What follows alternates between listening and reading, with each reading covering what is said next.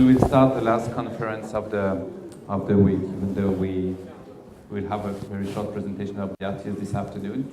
Again, I encourage you to go to see the artist. It will start in 1 hour, just the level 3, so go there and try to interact with him.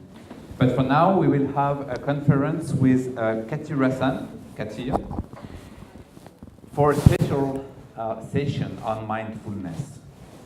Kathir has been teaching contemplative and mindfulness practices since 2008. Has practiced mindfulness for over 10 years and has been trained by the eminent mindfulness teacher Shamash Alidina and trained in yoga by the world-renowned Siddhartha. He has the ability to contextualize mindfulness within any culture and in the areas of education, leadership, teaching, learning, personal development, coaching, counseling, career development, and stress management. Kathir is also the director of the Center of Mindfulness in Singapore. Kathir has facilitated workshops in Singapore, China, India, Taiwan, Australia, and he has advised numerous stakeholders in Asia Pacific. Kathir is also an international musician and tours around the world with his band. As registered composers and authors under Compass, he coaches other musicians to identify their core strengths and realize their musical aspirations. And we have also to notice that Kathir wrote a book about mindfulness in 8 days, how to find inner peace in a world of stress and anxiety. Thank you very much for being with us. Please welcome Kathir. Thank you, Professor Pavi, for the nice introduction. A very good morning to all of you. And how are you guys feeling today? Good? How was the wine tasting? All right, so I'm very pleased to be here, and it's always a privilege to share about mindfulness. And before I start the session, a quick question. How many of you in this room have heard about the word mindfulness? Can I see a show of hands? All right, so you could take over this session. All right, so I'm going to take a break. Okay, that's a joke. All right, so that's good. I'm glad that you have heard about the word mindfulness because it has become the new buzzword. In fact, mindfulness has gone into even businesses. In fact, that's one of the core services that I actually provide as well with a lot of corporates. So now, first things first, I would like to make this session an interactive one. All right, so I'm not going to, as well as I'm going to present the topic of mindfulness, I would also like you to engage with me as well. Will that work with every one of you in the room? Will that work with you? All right, great. Thank you very much. Now, first things first, let's get into a practice of mindfulness. May I request all of you to rise? Please stand up.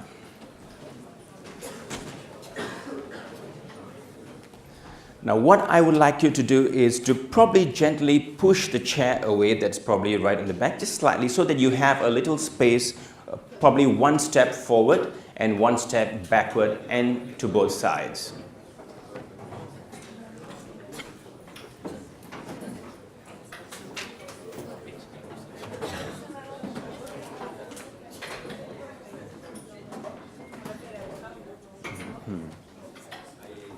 Okay, so I believe you're pretty comfortable there right now. So just to check, just to verify that, now you should have one step forward, space, and then one step to the back, and then to the right, and then to the left.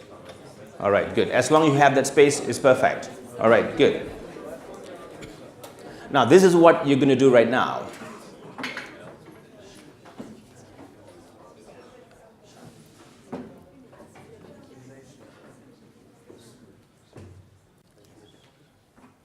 I would like you to bring your awareness and attention to your feet. You could have both your arms by your side. Just let your shoulders relax. Let your arms fall. Feel the weight of your body on your feet. At this point, shift your awareness to your heels.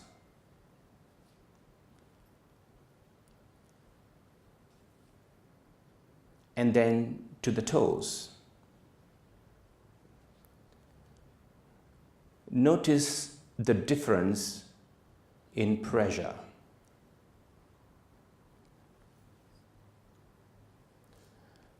Now slowly shift your body weight towards your toes.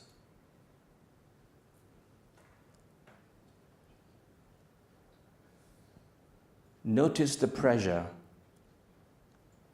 on the toes. If there is some emotion rising in your mind, notice them as well. Now gently bring your body weight back to center. Notice the difference on your feet. And then gently shift your body weight to your heels.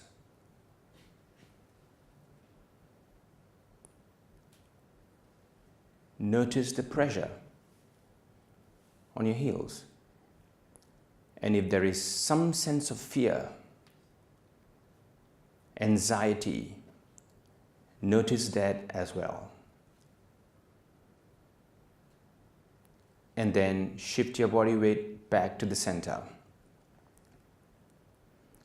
Notice the difference. Now I'd like you to shift your body weight to the right side, to the right foot, to be precise. I would like you to notice the difference in the pressure between the 2 feet. And then back to center.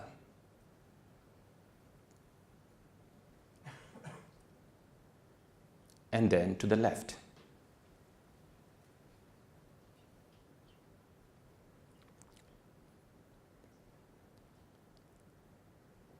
Notice the difference.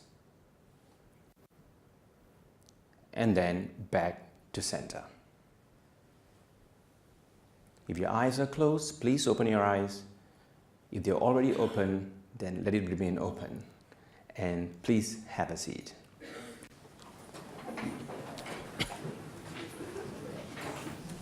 Now, what you just did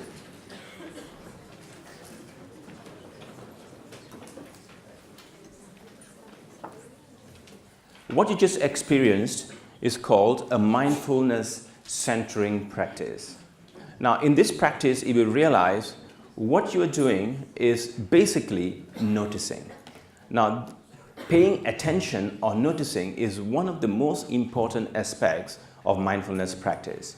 So, we will have a couple of other practices in the room as well. In this particular session, we will do that as well. And I would like you to invite all of you to an experiment today. So what we're going to do is this. Now, some of you would have heard about mindfulness. Some of you would not have heard about mindfulness. So I would like you to bring to mind that this is an experiment that you're going to be part of. All right? And for this experiment, I would like you to do one thing. If you could, and you would like to, keep away your smartphones. Right? Number one. Now, I would like you to notice your behavioral responses throughout the session when the smartphone or your mobile phone is away from you. Number two, all other gadgets. If you have a laptop with you, if you would like, it's a choice that I would like you to make. I'm not forcing you to do this, all right? Do it if you would like, all right? Because I would like you to treat this session as an experiment, all right? Now, it's an experiment with yourself in the sense that I would like you to notice your thoughts. Now, today, more than ever, we are very much connected to our devices 24/7, especially in workplaces.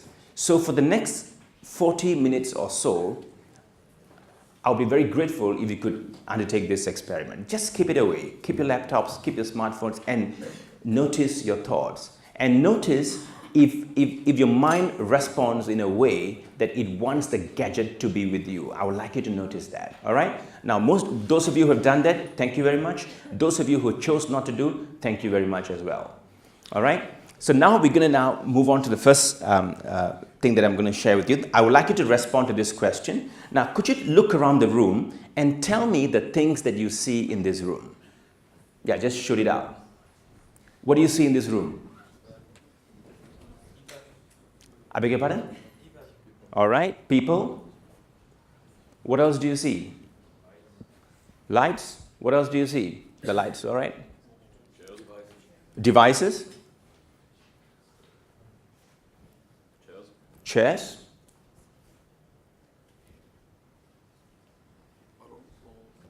Bottles of water. Right.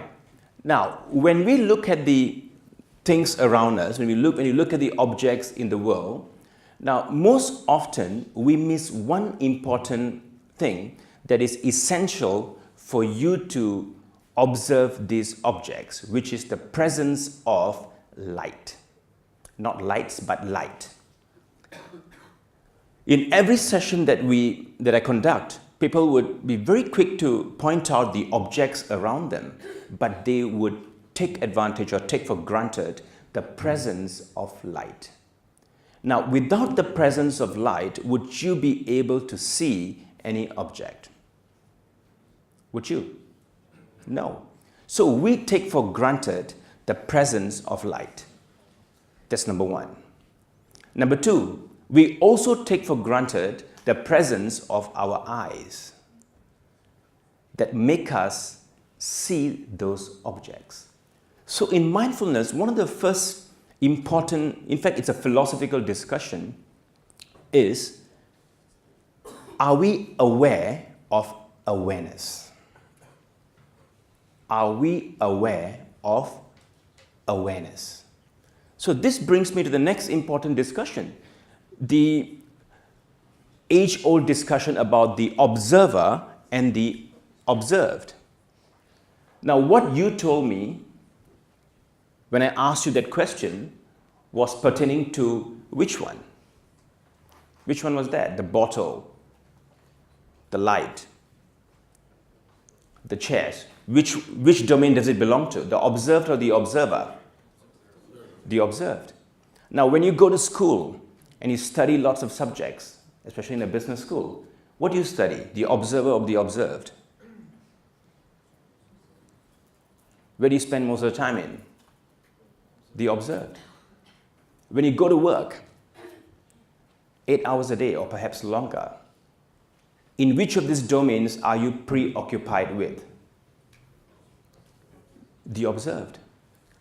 In fact, in our life, we spend a great deal of time in the domain of the observed. It's very interesting. How much time do we spend with the observer?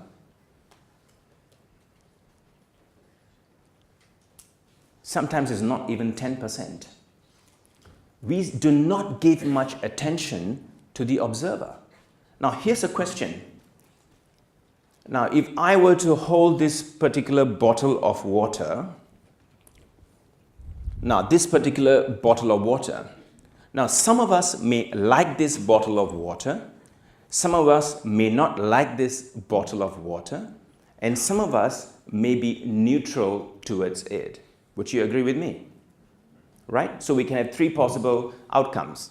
Now, whether I like this object, like this bottle of water, or whether I dislike this particular bottle of water, or if I'm neutral to this bottle of water, the bottle of water does not change.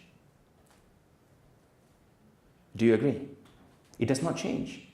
So where does the change take place? In the observer or the observed? It's in the world of the observer. So the observer can significantly interpret or change the way an object is seen. Would you agree with me?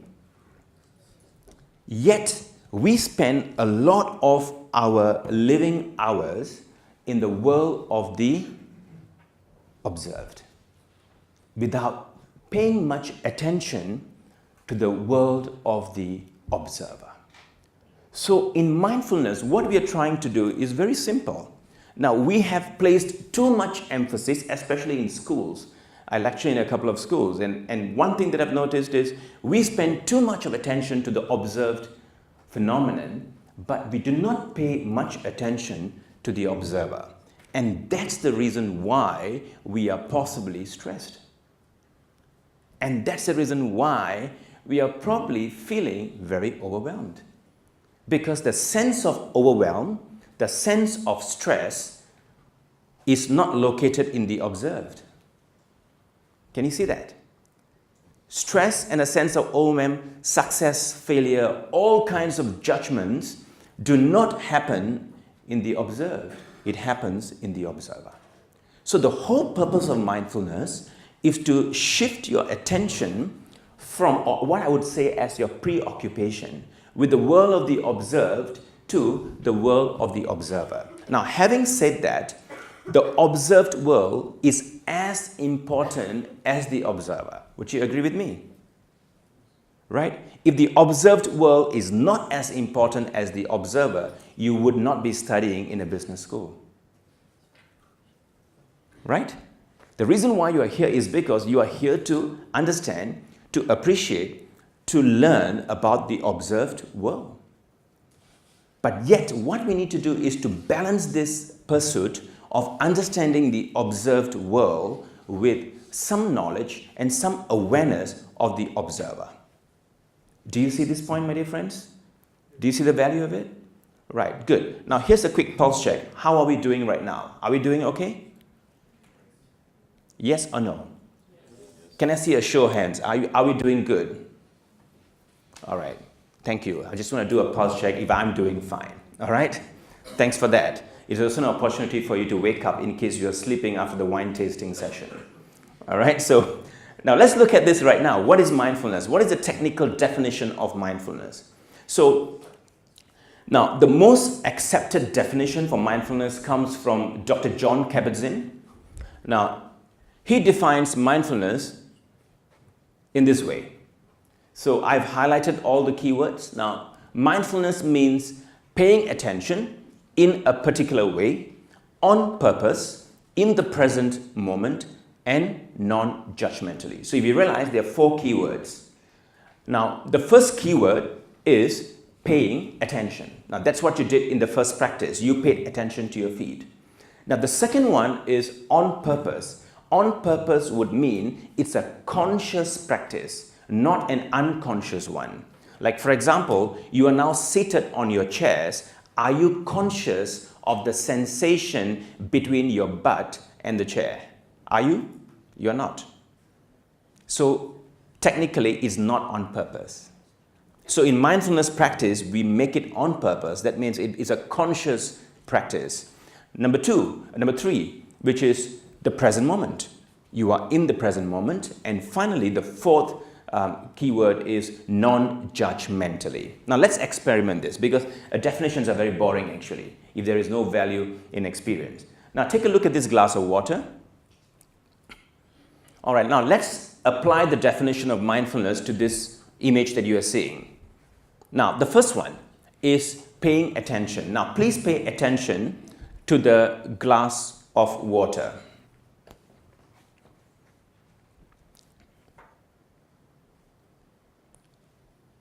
Second one is purposefully. Now, you are consciously paying attention to this image on the screen. It is not accidental. It is not unconscious. You are consciously looking at this particular image, which is a glass of water. The third keyword is present moment. Now, does this glass of water remind you that you have a similar glass at home? Now, that's not the present moment. If this glass of water brings to your mind that you are thirsty right now, then it is not the present moment as well. Now, the present moment would mean that you are only paying attention to this image or to the glass of water and nothing else. Now, continue paying attention to it. Now, here's a quick question. Is this glass of water half full or half empty?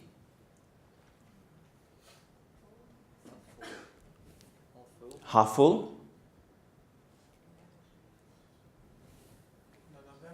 None of them? Both.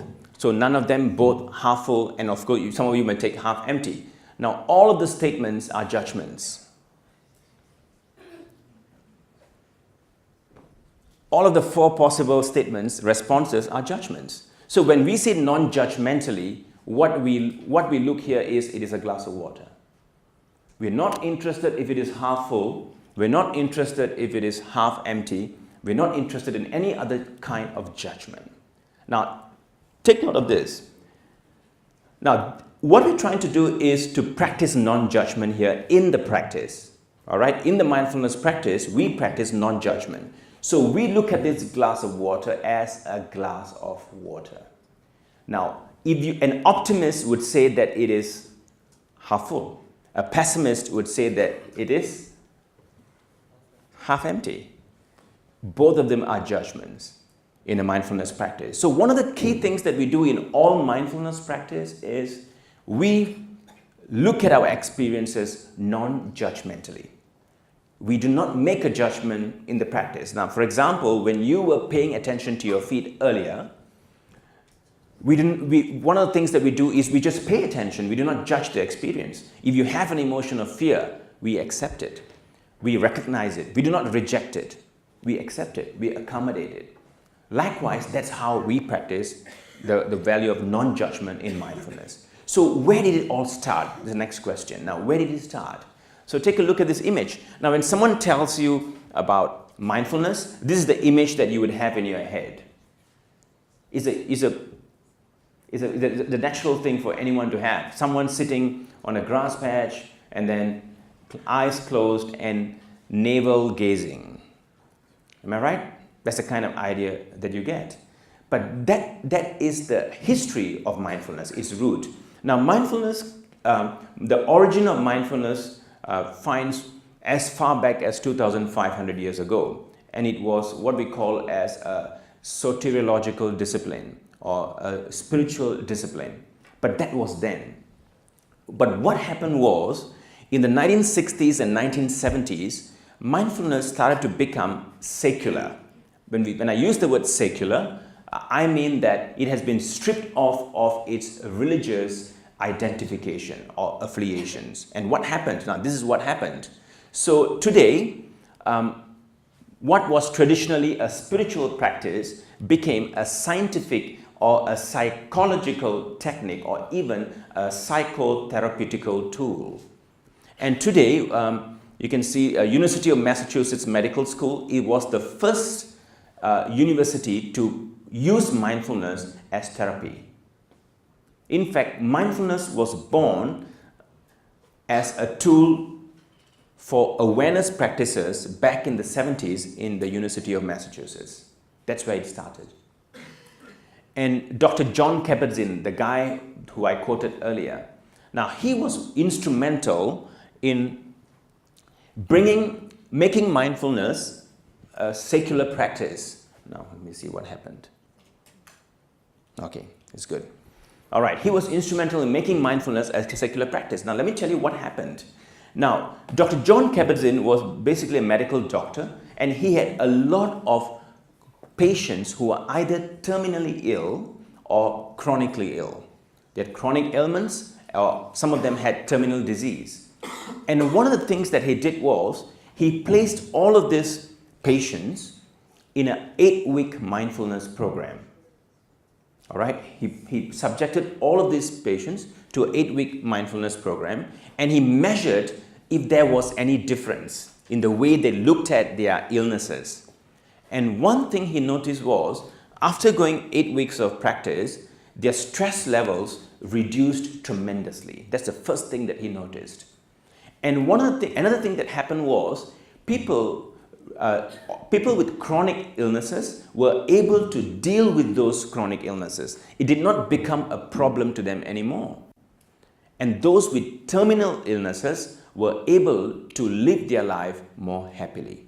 Now that has been very interesting because I do conduct mindfulness practices and I measure the pre and post, as we call it. Before the session, we do a measurement, and after the session, we do a measurement. And three important factors always arise with almost all of the people that I work with. Number one, they feel that their stress levels have reduced. That's the first thing that happens to them. The second thing that happens to them is they feel that they are happier.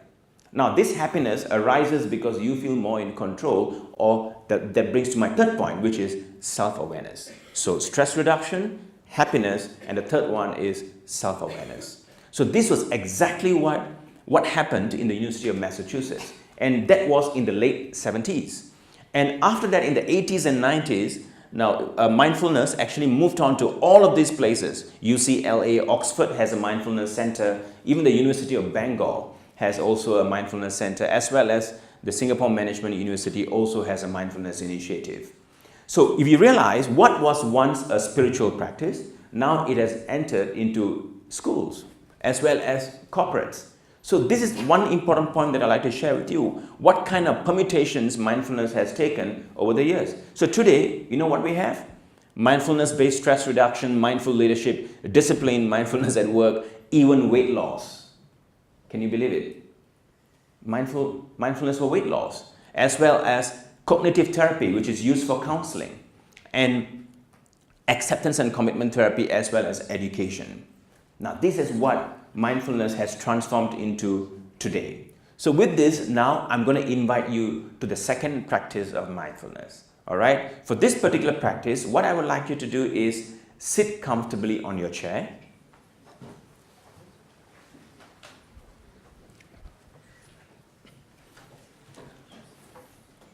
Now, I would like you to ensure that your back is upright.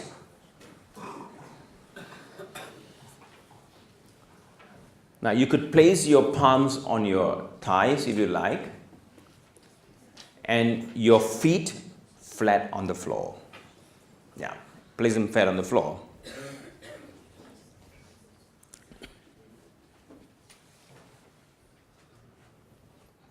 When you are ready, please close your eyes.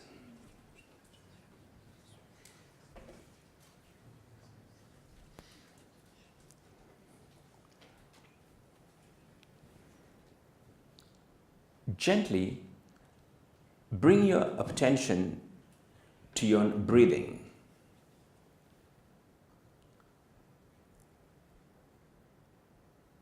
Notice your breathing.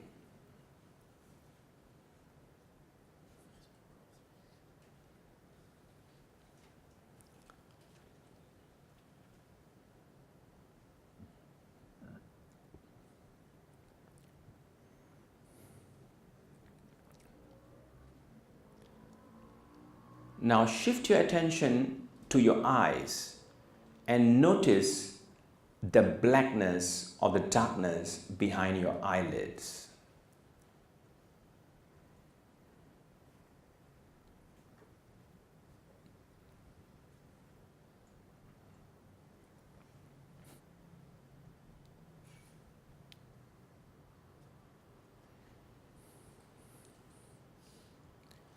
And then gently shift your attention to your ears and pay attention to the sounds around you or the absence of the sounds.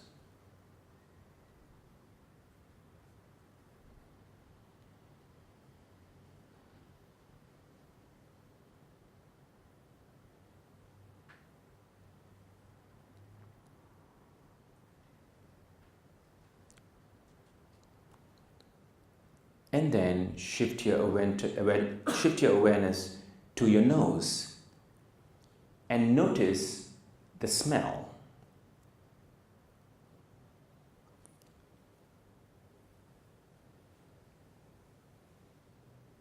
Or the lack of it.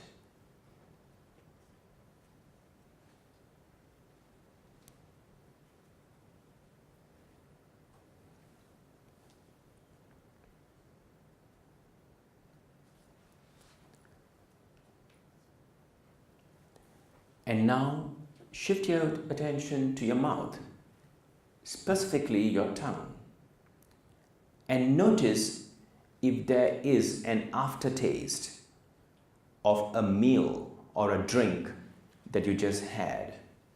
Just notice it without judgments.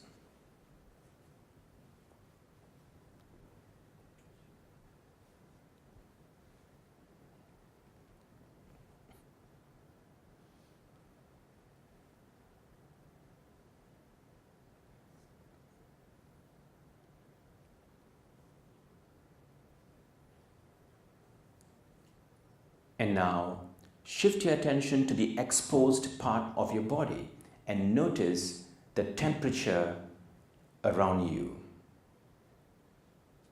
Is it cold? Is it warm? Or just normal?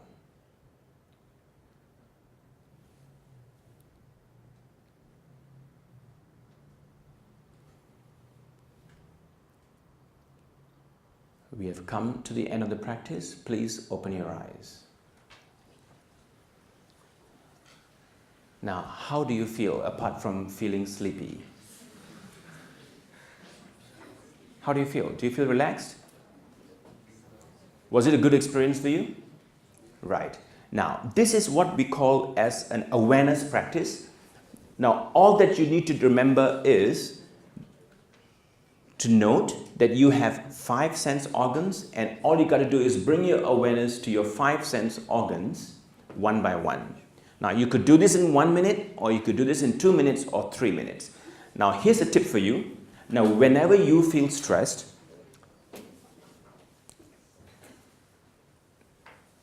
whenever you feel overwhelmed, or you feel that you are not in control emotionally, you could do this practice. And all it takes is just a minute or 2.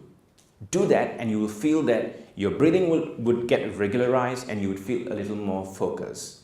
So try that out. All right, so now a quick one. I'm going to now talk about responsibility. Now, did you notice that it is spelled wrongly? Right? So what do you think this means? The ability to respond. Thank you, my friend. All right, it is the ability to respond. So responsibility, as I call it, is that now the opposite of responsibility is the ability to react, which we do not need an ability because it's our natural reaction. So this brings me to a very famous quote by Viktor Frankl. Now, how many of you heard of Viktor Frankl? Put up your hand.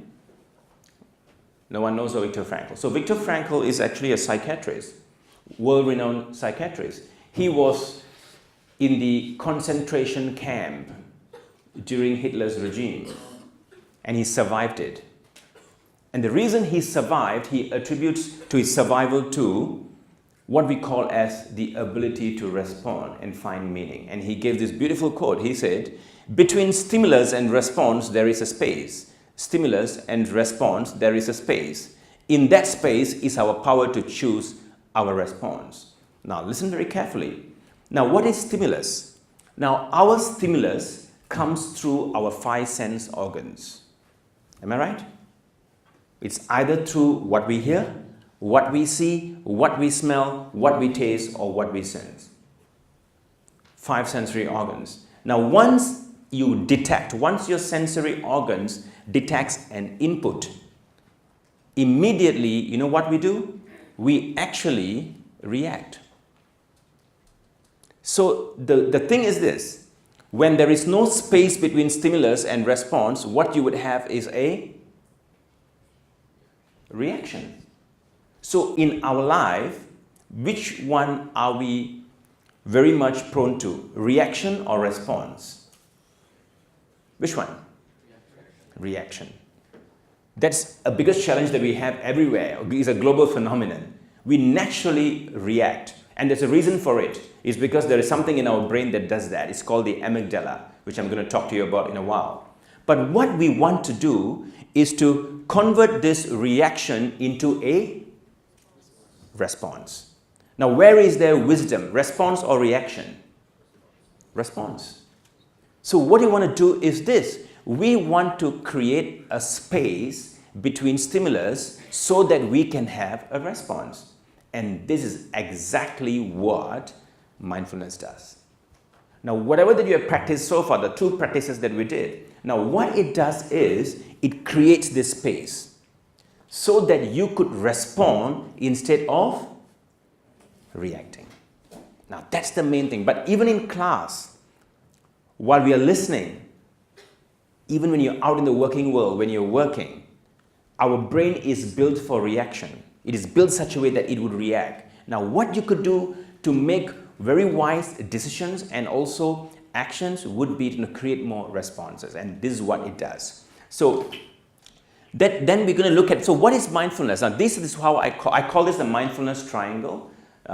So in mindfulness, there are 3 A's that are very important. Now, first is awareness. You did awareness practice right now. The second thing is paying attention. Now, you paid attention in the practice as well. And the third thing is acceptance. Accepting the things that we are experiencing. Now, that is the third element. So we call these the 3 A's, awareness, attention, and acceptance. So the next thing that is very important in your life is there's one more A. Can you make a guess? What that is? There's one more A. Try. What do you think it is? Okay, it is action. Now, you are someone, rather a human being, naturally does things, which is to act, which is to do. So I call this the doing aspect of human beings. Now, we do things. So out of awareness, attention, and acceptance, we need to act as well. So that is the response that I'm talking about. So this is basically the mindfulness. I call this the 2 triangles. If you like, you can take your phone now and take a picture, if you would like, or else it's fine, all right? It's a choice that you can make, all right? So with this, I'm going to now move to the next part, which is responsibility, which is doing and being. Now, we are called human beings. Are you aware of that? You're not aware of that? All right? So we are all human beings. But most of the time, we're always doing something instead of being. As strange as it may sound. So I talk quite a bit about this, about we being human beings, but we end up being human doings. We spend more time doing and less time being. We are always up to some task or the other, or some action or the other. Now, if you were to go home or back to your room and you have some free time, you would find something to do. Am I right? It's either the TV or the internet or a book. We are prone to choose something to do. That's how we are programmed. But what we need is we need to now spend a little more on which one? Being. And that's what mindfulness tells us. The whole practice of mindfulness is on the premise of the need for being. So what we need to do, at the same time, we should not create a dichotomy between the two. Let's say this. Now, here are various words that I use. Now, in doing, we are accomplishing. In being, we are more self-aware. In doing is reacting. In being is responding. And in doing, we are driven by success. In being, we are not afraid of failure. Because failure is not an option these days. Am I right? Am I right, my friends? Failure is not an option these days. Now, in doing, we are in constant change. In being, we are witnessing change. And in doing, we are answering to the hows. And in being, we are answering to the why. Why we do things the way that we do. And finally, in doing, we are behavior-driven. And in being, we are values-driven. Now, this brings me, now, do you agree that both doing and being are important? Yes or no? Can I hear you? Yes or no? Yes, we need both being and doing. So that's why it's very important for us to understand that today we are more on the doing, on the side of the doing, but what we need is we need to be in being while doing. That helps us to manage our stress and the sense of overwhelm. So this is one important thing that happens when you practice mindfulness. All right? Now, how is it like for you so far without being on your gadgets? How is it like? Was it okay? Was it possible for you? Right. Thank you very much. We just debunked the myth that we need gadgets. We can be without gadgets for a length of time. We can. But we cannot be without it forever. All right? We do need it, but we can be away from our gadget. This is a good example. So thanks for trying that out. So now this leads me to one of the final segments. So we talked about this earlier. Now, awareness, acceptance, and attention is what we call as being. Now, the action aspect of mindfulness is what we call as doing. So this is what I mean by doing dependent on being. All right? So this is the human brain. Now, let me share with you why we react the way we do. Now, take a look at this. Now, this is our human brain. This is the back of your head, and this is the front. All right? This is where you have your eyes, your nose, etc. Now, there are three important parts of our brain that we need to see. Now, this is where your forehead is, your forehead. Now, this is what we call as the prefrontal cortex, and this is called the amygdala, and this is the hippocampus. Now, the amygdala is the oldest part of the human brain. It is the most, it has not developed as much. In fact, crocodiles, alligators, and lizards operate much from the amygdala. Now, the amygdala is in charge of 3 Fs: to fight, freeze, and to flee. The 3 F responses are controlled by the amygdala. So the amygdala is the seat of reaction. So most often in a natural state, all of us in the room are hijacked by the amygdala. We call that amygdala hijack. And that's the reason why we react to situations. All right? So what we're trying to do is that we are trying to empower the prefrontal cortex, which is responsible for response. So the prefrontal cortex is in charge of response, while the amygdala is responsible for reaction. Thank you. Reaction. So in mindfulness, what we're trying to do is whenever you are paying attention, when you are noticing your 5 sense organs, when you're noticing your feet, you are actually using your prefrontal cortex. That's what you're doing. We are detaching ourselves from the amygdala and empowering our prefrontal cortex. So this is what research tells us. Take a look at this research finding. You can read this out.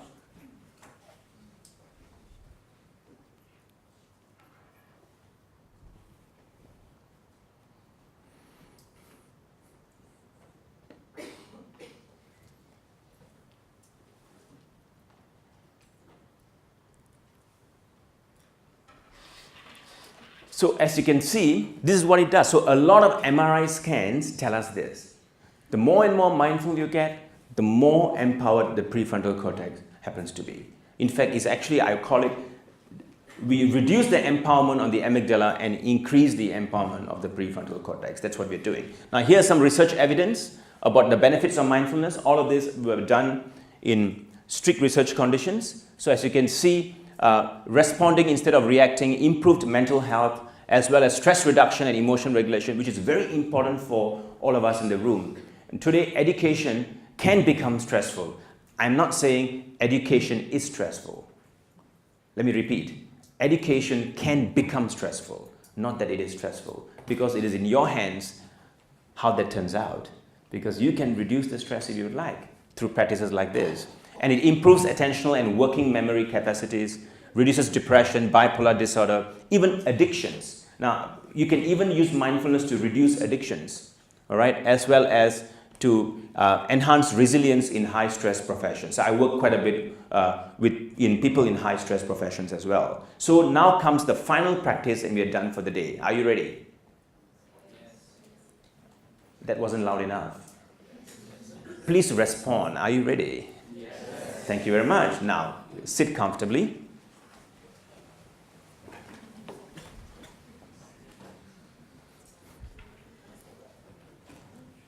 Now, when you are ready and it works for you, please close your eyes.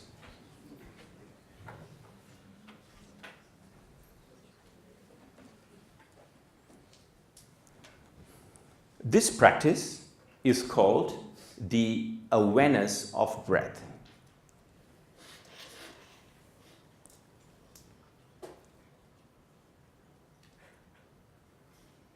Gently and with kindness, notice your breath.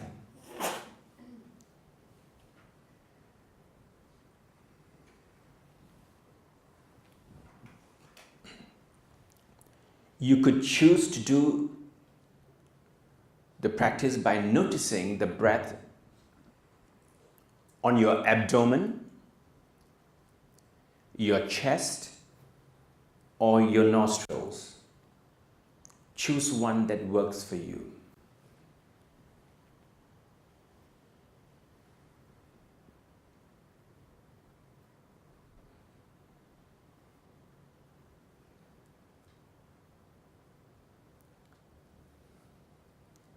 This is not a deep breathing exercise. Do not change your breath in any way.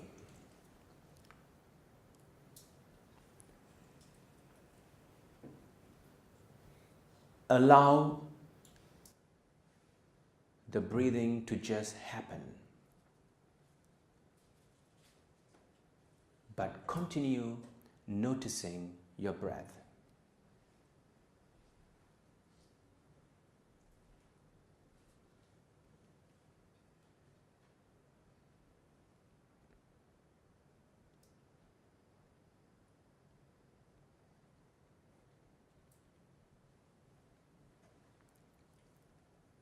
Bring curiosity to the practice. Is your breath fast or is it slow?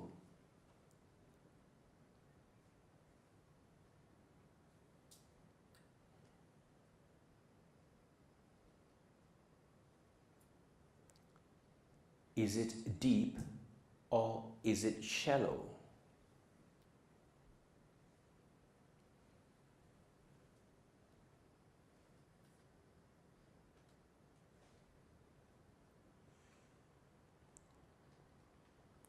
Is it warm or is it cool?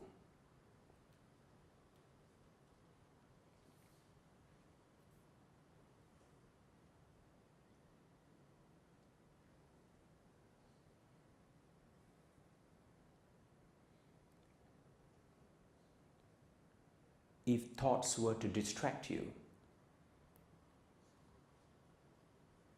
accept those thoughts and acknowledge them, and gently bring your attention back to your breathing.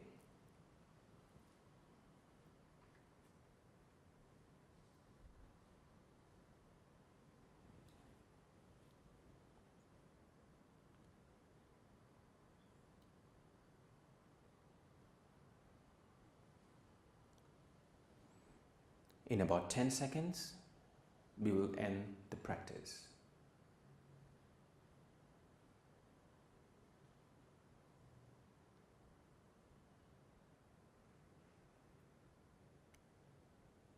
Please end the practice by opening your eyes, if you would like. Right, so I hope it was a great relaxation for you as well. And if you, now, mindfulness practices tell us about a lot about ourselves. Now, if you were to feel sleepy during your mindfulness practice, we accept that as well. Yes, that's how we bring mindfulness into our life. We do not look at sleep or anything that distracts us or disables us from doing mindfulness as something that we ought to accept. Now, that's what we do bring into the practice. And one thing I always tell my people that I work with is this thing. Whenever you feel sleepy during a mindfulness practice, it actually tells you that you are very exhausted and you need rest. Yes, that's what it means. So whether it is bad or good, it does not matter. All that we need to do is to pay attention and accept those experiences and continue the awareness. So thank you so much for being a great sport in the room, and I hope this was beneficial to you, in spite of you being a little exhausted, I can see, which is totally understandable. All right? Thank you very much.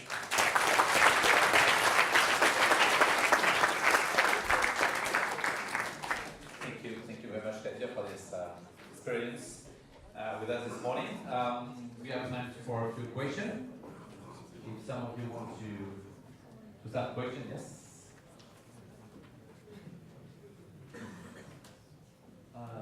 First, thank you for your presentation. It was very interesting. I saw there was some research recently about some person experiencing panic attacks and stuff during mindfulness practices. So I want to know your thought about it. All right, so that's a very good question. Now, there is a discipline called mindfulness-based cognitive therapy, which I shared as one of the permutations or transformations of mindfulness. Now, mindfulness practice has to be conducted by an experienced teacher. And prior to mindfulness engagement, there has to be a one-on-one interview with the participant. Now, if a person is prone to emotional, what I call as involuntary reactions like this, then we recommend that the person to not practice mindfulness without guidance. Yes. Yeah, you're welcome.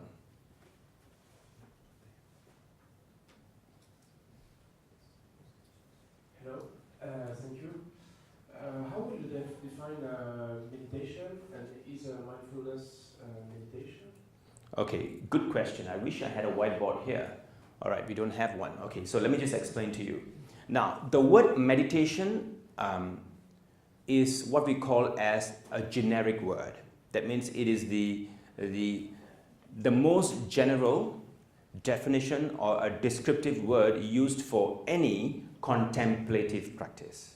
That means as long as you use your mind in a particular way as a practice, it is called meditation. Now, the word meditation also gives a connotation that it is religious, right? So when people use the word meditation in a religious sphere. So there are two ways to look at meditation, as a generic word, and the second is a religious practice. Now, mindfulness is one type of meditation. You get it? Yeah, and is the sensation when you do sports or music meditation? I beg you, can you repeat that, please? Is the sensation after you do sports or when you're playing music meditation? Now, that is debatable. Now, if you are paying attention to music, let's say I play the bass guitar. So when I play the bass guitar and I'm paying attention to what I'm playing, now that is mindfulness, right? But not the experience that comes after. That is not mindfulness. Yeah. Did I answer your question? Yeah. Right. Over there? Right over there? Yeah, we have another question. Yeah. Maybe between, Kathleen, I have a question for you, because you mentioned at the beginning that more and more we have this kind of practice in companies, and everybody knows that Google forced employees to practice. To what extent you're comfortable with the fact that company wants to force the employee to practice mindfulness for a specific purpose, which is basically to increase their productivity and so on, and at the end of the day to increase the profit of the company. So to what extent mindfulness could be a mean or a tool in order to increase the productivity instead of just increase the well-being of the employee? Right, thank you. That's a good question. It's a very controversial question, actually, because research tells us that sometimes mindfulness may not increase your productivity in organizations. Now, there's also research evidence to show that it does not have any effect on productivity. And there is also some research findings that inform us that actually mindfulness can increase productivity. So in my opinion, mindfulness may not have a direct impact on productivity. When I say direct, is that it doesn't translate directly to you being profitable or increasing productivity. But what it does is sets the stage for it. Because you're more aware of what you are planning to do or what you have as a strategy, or it makes you more accepting of the outcomes of whatever that you're going to do and then respond more wisely. In that sense, indirectly, it contributes to productivity. Not as a direct impact, as I would say. That means we cannot say that mindfulness as a cause will create profitability or productivity as effect, but it does create that effect in an indirect manner by setting the stage for it. So behind that, it means that, I'm sorry, just a very interesting one. So it means that practicing mindfulness in a company may be aware that you don't want to work for this company or you don't want to work for this strategy. Exactly. That's why I quit my job. In fact, I wrote that in my book. That helped me to understand. So it was easier for me to answer the question, is this what I want? Is this what I need? Now, the response to this question, is this what I want, is this what I need, requires a certain degree of self-awareness. So it is supportive in that sense. But it is a very important factor if you ask me. Because if I don't know my own thoughts, if I don't know my own emotions and my behavior, how am I going to make the right decision? Thank you. We have a question? Can you just go back to the graph and tell me more about the hypothalamus? And second thing is talking about the precortex, from prefrontal cortex and the reptilian part. We're assuming that we should switch by default the default area that we're using. And is it possible, wishable? Is it possible? First question, the role of the hypothalamus area, and second, can we switch more often our by default area that we use going to a prefrontal? All right. Right, so sure. Now, what we are trying to do in mindfulness, there are many parts of the brain and there are many brain theories. In fact, there's even a twin brain theory as well. Now, to answer your first question, I'm going to answer both questions in one go, all right? Now, what we're trying to do is we cannot deactivate the amygdala. It's impossible. In fact, the amygdala is very useful in emergency. Like in a time, like let's say there is a fire. And you need the amygdala would react, run to the exit. Now, in times of urgent situations as well as emergency, we need the amygdala. So we cannot completely disengage the amygdala. But what we're trying to do is to reduce the stranglehold of the amygdala. And how do we do that? Is to distribute or focus our energy on the prefrontal cortex. That's what we're doing. We're not doing anything else. And a hippocampus? A hippocampus is actually the seat of memory. Now, all the things that you learn, all the stuff that you learn for the time you were born till now, is stored in the hippocampus as a memory. Now, listen to this very carefully. Now, the hippocampus tells you that being angry is not going to make you wiser. But in a situation when the amygdala kicks in, it prevents the use of this knowledge that you have, that anger is not going to help you. Have you realized that? When we are angry, we can't use our knowledge. So when the amygdala is activated, the knowledge that is stored in the hippocampus become of no use. So what we're trying to do is we empower the prefrontal cortex so that the prefrontal cortex uses the knowledge in the hippocampus. Now you get it? You get the point? So we reduce the stranglehold this has in becoming an obstacle or a hindrance to the use of this knowledge, even in difficult situations. Did you answer your question, my friend? Yes, thank you. There's a question at the back.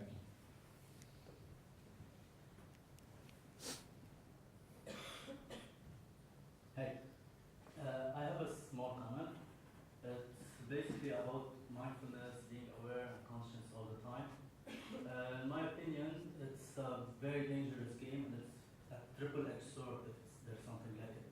I would say being conscious and aware most of the time, like to realize who you are and where you are, could lead you like on a path to become more, I'd say, existentialist, and it could take away from emotions such as sadness, happiness. Like you could still feel that, but they would feel so distant.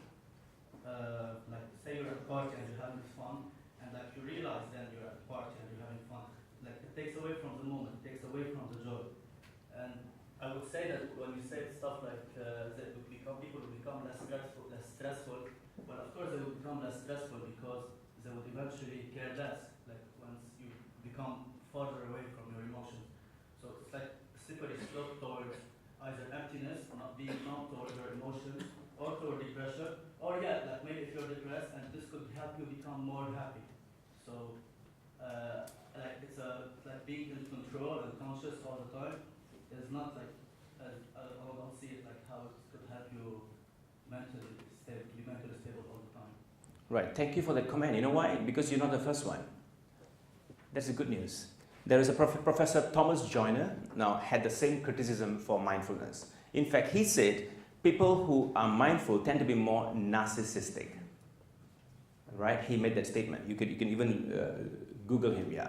But let me counter that point, or rather I would say that address rather. Now, what you've said is very right if you look at mindfulness as a religious phenomenon. Now, in a religious sphere, mindfulness is used to attenuate emotions, to remove or to even reject desires that may be seen as valid. Now, that's what happens in the religious spheres of mindfulness. Now, in the secular psychotherapeutical tool of mindfulness, we do not make those statements that you have said. Now, what we do is, it is not that emotions are a problem. In mindfulness, emotions are never a problem. In fact, you should indeed taste that wine, but enjoy the taste. So, in the religious sphere, we are looking, it takes mindfulness in quite a diametrical opposite perspective than the secular mindfulness movements. So, now the reason why you are saying as such, and it's not new, because in the world today, the line between secular mindfulness and religious mindfulness is becoming more and more fuzzy. It is becoming more and more blurred. So, therefore, if we were to teach mindfulness in a secular setting like this, we need to really be very mindful about what you just said, which I totally agree with you, because a certain degree of stress can be positive. Would you agree with me? Yes. Yeah. If we are not aware of our emotions and we know that we're not angry or we are jealous, then how will we make a change in our life? Would you agree with me? Okay. Yes, so we need to be aware of that, but just that we do it as a response. That's the big difference. It is not that we are trying to remove those emotions, because if we were to remove all your emotions, you are not a human being anymore, my dear friend. Yeah. Yes, and that's why I still love listening to rock music. I still play with my band, and I love heavy metal, which is quite not for a person who teaches mindfulness. All right? Thanks for that perspective. I really appreciate that. Thank you. No more questions for this session. I just want to thank you again. Thank you very much. Thank you.